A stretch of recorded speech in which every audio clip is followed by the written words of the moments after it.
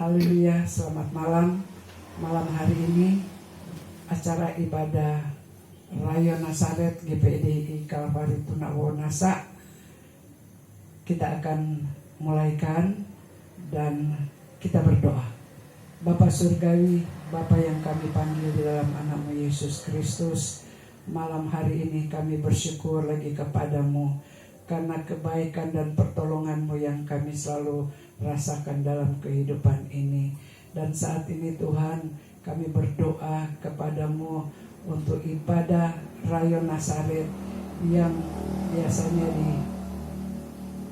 kami ibadah di rumah jemaat. Namun Tuhan, kami tidak dapat berkumpul bersama-sama, tapi hamba percaya Tuhan, kuasa Roh Kudus-Mu senantiasa menolong kami, sehingga kami boleh dengan penuh sukacita boleh berada di hari ini. Tuhan, kami mau memuji Engkau, kami mengagungkan kebesaran-Mu.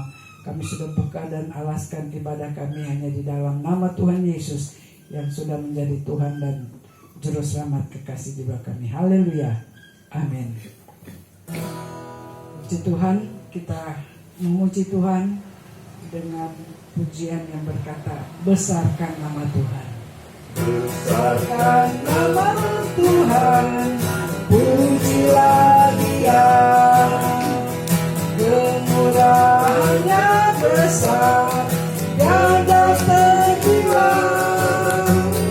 Aku tak dapat balas besar kasih-Nya.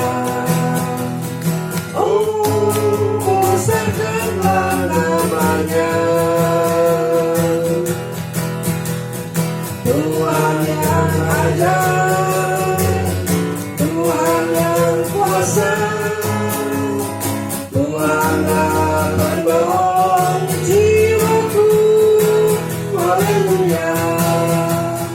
Tuhan yang ajaib, Tuhan yang kuasa, jiwaku ditebus oleh-Nya. Besarkan nama Tuhan, pujilah Dia, kemurahannya besar, tiada terkira. Aku tak dapat balas besar kasih-Nya. Oh, besarkanlah nama-Nya. Tuhan yang ajaib, Tuhan yang kuasa, Tuhanlah pembohong jiwaku. Haleluya. Tuhan yang ajaib, Tuhan yang kuasa, jiwaku ditebus oleh-Nya. Tuhan, pujian berikut, besar Tuhan yang patut dipuji. Besar Tuhan yang patut Dia dipuji, di dalam negeri Allah ada bukit kesucian-Nya, Bukit Sion itu elok, kesukaan bumi.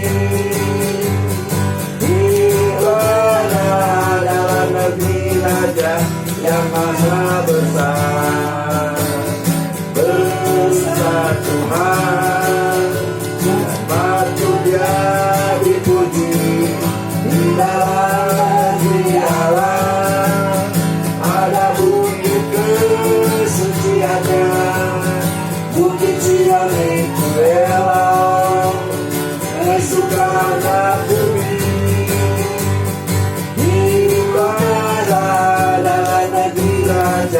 Yang maha besar. Kita menyanyi lagi satu pujian, besar dan perkasa Allah kita. Besar dan perkasa Allah kita, besar dan dahsyat Dia, besar dan perkasa Allah kita, besar dan dahsyat Dia. Angkatlah tanganmu dan soraklah, puji Sang Raja. Besar dan perkasa Allah kita, besar dan dahsyat Dia. Besar dan perkasa Allah kita, besar dan dahsyat Dia. Besar dan perkasa Allah kita, besar dan dahsyat Dia. Angkatlah tanganmu dan soraklah, puji Sang Raja. Besar dan perkasa Allah kita, besar dan dahsyat Dia. Haleluya. Kita akan segera masuk dalam firman Tuhan. Namun sebelum kita dengar firman Tuhan, kita mau berdoa untuk firman Tuhan dan kita menyanyi itu pujian Yesus yang terbesar. Yang terbesar, Yesus yang terbesar.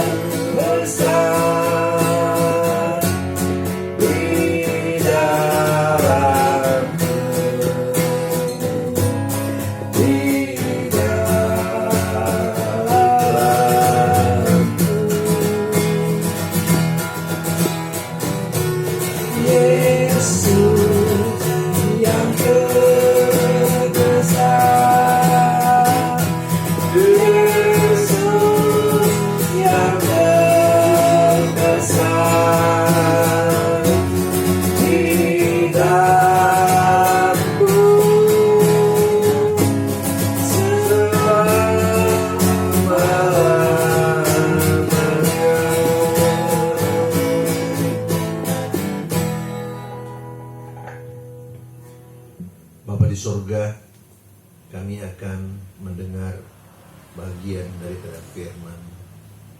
Tuhan, tolong hamba-Mu untuk boleh menyampaikan kebenaran firman-Mu secara singkat.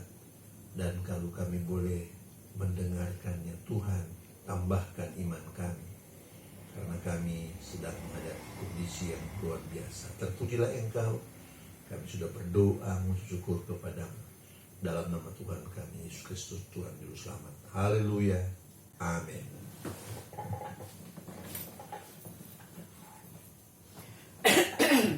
Saudara-saudara, saya telah menyinggung bahwa kondisi sekarang ini luar biasa. Kita sedang menghadapi bahaya COVID-19, virus corona. Dan tahukah saudara bahwa virus ini telah ada dari zaman dulu. Tetapi kenapa baru sekarang bisa berkembang sedemikian dahsyatnya? Saudara-saudara perlu saudara pikirkan, ilmu di dunia makin lama ilmu di dunia makin lama makin bertambah. Ahli-ahli kesehatan, dokter dan para medis luar biasa. Tetapi ketika virus ini berkembang, tidak ada satu yang dapat menahannya. Itu tanda bahwa dunia memang sedang datang pada masa akhirnya. Saya akan membaca, saudara-saudara, Wahyu pasal 5 ayat 1 sampai ayat 5. Kita akan nanti berikut akan membaca sampai 14, tetapi mari kita membaca dulu sampai 5. Maka aku melihat di tangan kanan Dia yang duduk di takhta itu sebuah gulungan kitab yang ditulisi sebelah dalam dan sebelah luarnya, dan dimeterai dengan 7 meterai.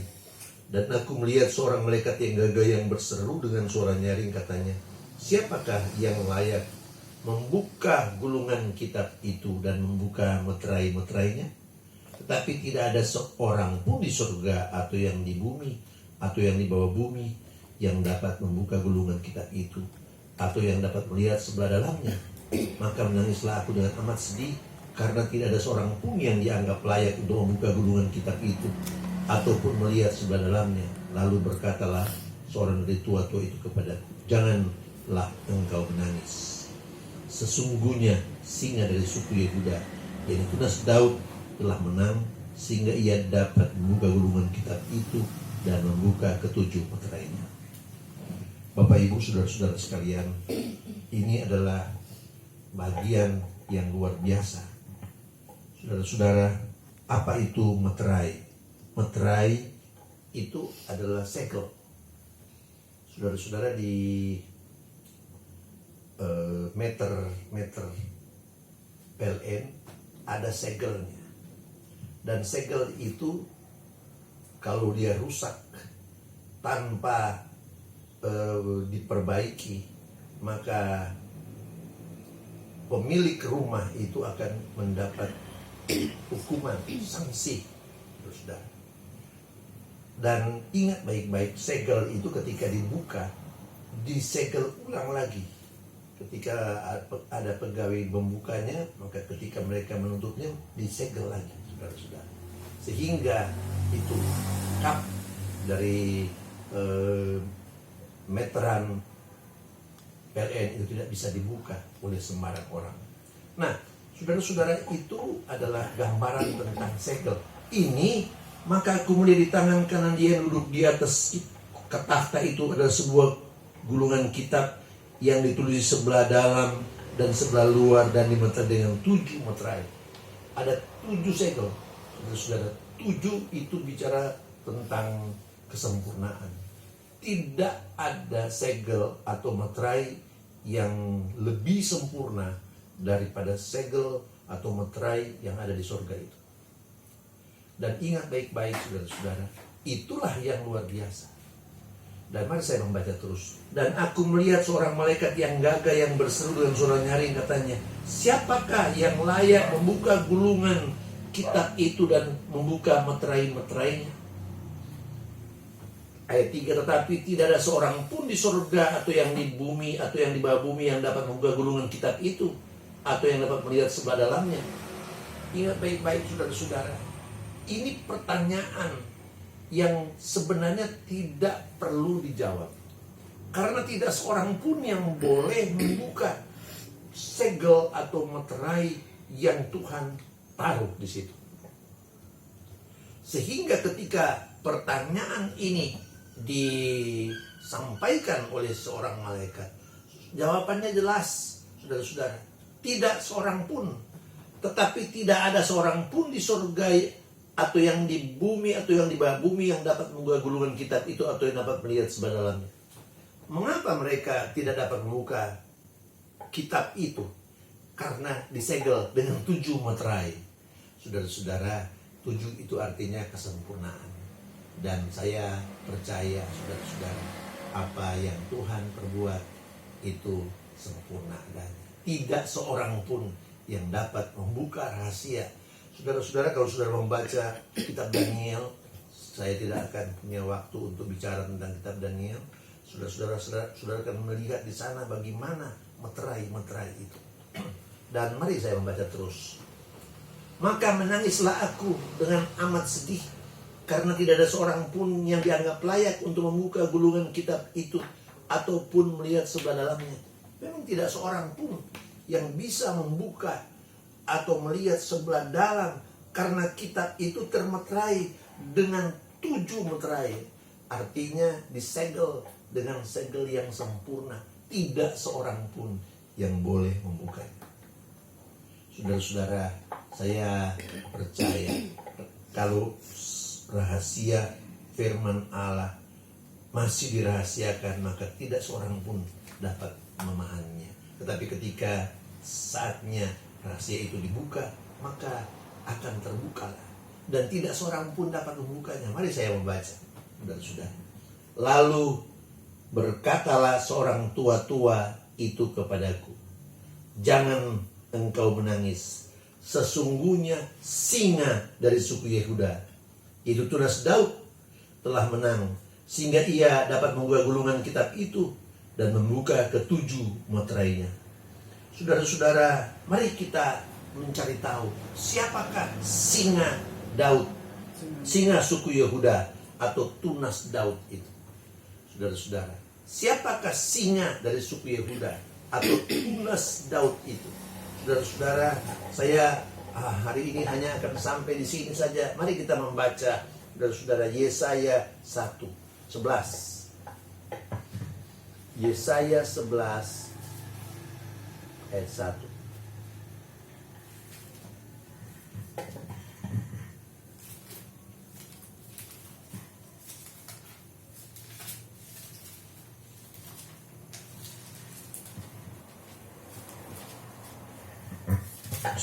Suatu tunas akan keluar dari tunggul Isai, dan taruk yang akan tumbuh dari pangkalnya akan berbuah. Ayat 10. Pada waktu itu, maka pada waktu itu taruk dari pangkal Isai akan berdiri sebagai panji-panji bagi bangsa-bangsa. Dia akan dicari oleh suku-suku bangsa, dan tempat kediamannya akan menjadi mulia. Tahukah saudara, siapakah tunas yang keluar dari tunggul Isai itu, yang kemudian disebut tunas Daud itu? Saudara-saudara, dialah Yesus. Saudara-saudara, saya tidak akan membuka ayat-ayatnya, tetapi perhatikan baik-baik. Hanyalah Yesus yang sanggup membuka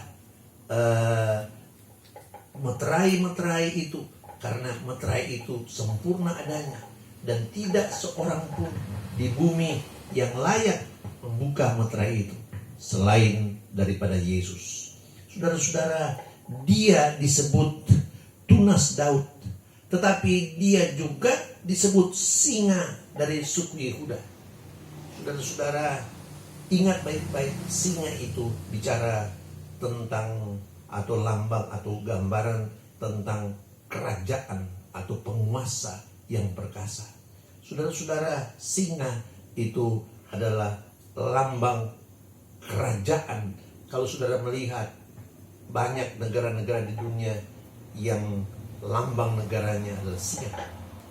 Dan ingat baik-baik saudara-saudara, singa memang lambang kerajaan atau raja atau orang yang berkuasa. Dan saudara-saudara, perhatikan baik-baik, jangan engkau menangis. Sesungguhnya singa dari suku Yehuda. Siapakah singa dari suku Yehuda itu? Yaitu tunas Daud. Siapakah tunas Daud itu? Siapakah saudara-saudara? Dan singa dari suku Yehuda dan tunas Daud telah menang. Menang dari apa? Saudara-saudara, menang dari kematian. Dia telah mati, dikuburkan 3 hari, ditanam dalam kubur, dan bangkit dan menang. Karena itulah dia, saudara-saudara, dapat membuka kitab itu dan membuka ketujuh meterainya. Saudara-saudara, tidak seorang pun di dunia yang bisa membuka kitab-kitab itu. Sehingga saudara-saudara, ketika si Yohanes menangis, saudara-saudara, karena dia sedih, tidak seorang pun yang dapat membuka kitab itu. Jawabannya cuma satu: Yesus yang telah mati di Golgota. Saudara-saudara, dialah dalam ayat-ayat selanjutnya. Saudara-saudara, mari saya membaca ayat 6. Maka aku melihat di tengah-tengah takhta dan keempat makhluk itu, dan di tengah-tengah tua-tua itu berdiri seekor anak domba seperti yang disembelih, bertanduk 7 dan bermata 7. Itulah ketujuh roh Allah yang diutus ke seluruh bumi. Saudara-saudara, domba, saudara-saudara, anak domba yang disembelih, itulah Yesus. Dan dialah yang akan membuka. Saudara-saudara, saya percaya kita sudah mengerti siapa Yesus itu. Dan karena waktu pendek, maka khotbah ini saya singkatkan di sini dan nanti disambung lagi berikut.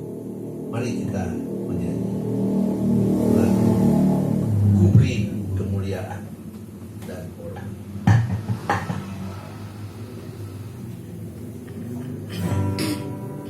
Kuberi kemuliaan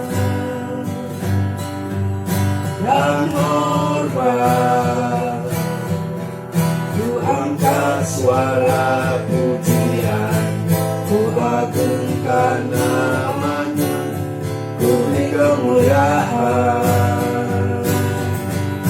dan hormat. Ku angkat suara pujian, ku agungkan namamu, sebab kau besar, perbuatanmu ajaib, tiada seperti Engkau,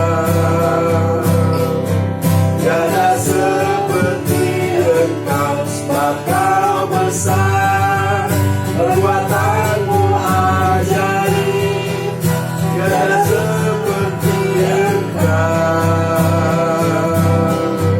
tiada seperti Engkau. Sekali lagi, beri kemuliaan dan hormat. Ku angkat suara pujian, ku agungkan namanya, ku beri kemuliaan dan hormat. Ku angkat suara pujian, ku agungkan namanya, sebab kau besar, perbuatanmu ajaib, tiada seperti Engkau, tiada seperti Engkau, sebab kau besar, perbuatanmu ajaib, tiada seperti Engkau, tiada seperti Engkau.